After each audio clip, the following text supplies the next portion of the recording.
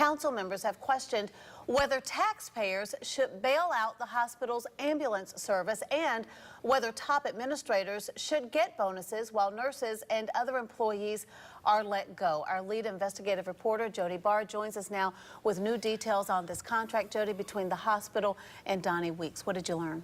Well, what we learned is this contract shows KershawHealth will have to pay Donnie Weeks more than $500,000 to let him walk away 2 years early. Weeks will step down on January 3rd, but not before collecting a $524,000 buyout.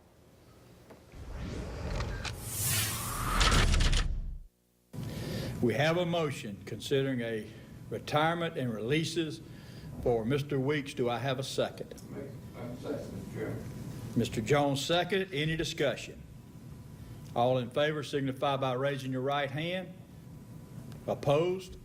Motion carried. With that unanimous vote, the KershawHealth Hospital Board agreed to pay outgoing CEO Donnie Weeks $524,000. The buyout came after Weeks decided not to finish up the final 2 years of his contract. Despite having the details roughed out during this August 1st board meeting, Weeks would not talk about the deal.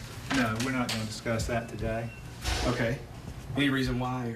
Yeah, because it's something that has not been signed. What led you to retirement today?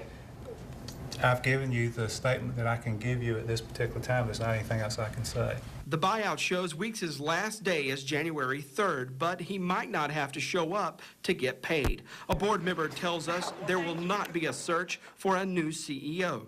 The board's working on hiring Weeks' second in charge, Mike Bunch, as the next chief executive. The agreement allows Weeks to not show up for work if the board hires a new CEO before Weeks' last day.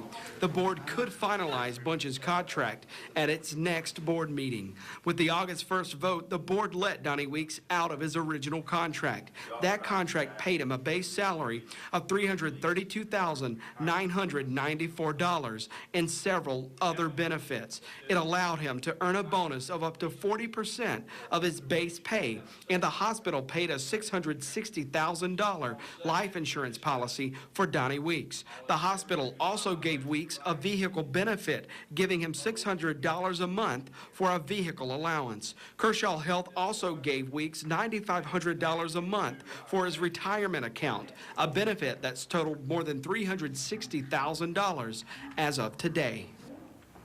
There was also a clause in this agreement that required both sides to keep this contract a secret, but if not for the state's Freedom of Information Act, we may never have found out about this agreement. Now, one more point about this contract, there's also a section in here that prohibits Donnie Weeks and the board and vice versa from bad-mouthing each other.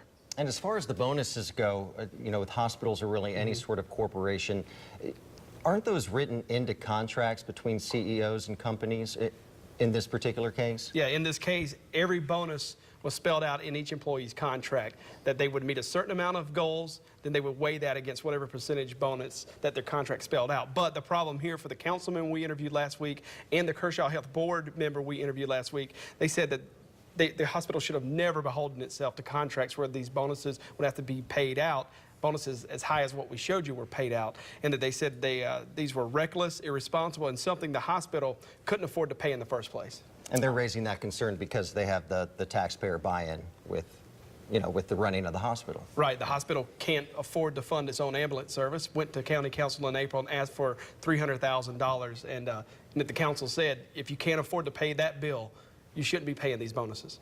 All right, Jody Barr, again, more of your reporting on WYSTV.com, and I know you'll continue to follow this story and keep us up to date. We will. All right, thank you, Jody. Thank you.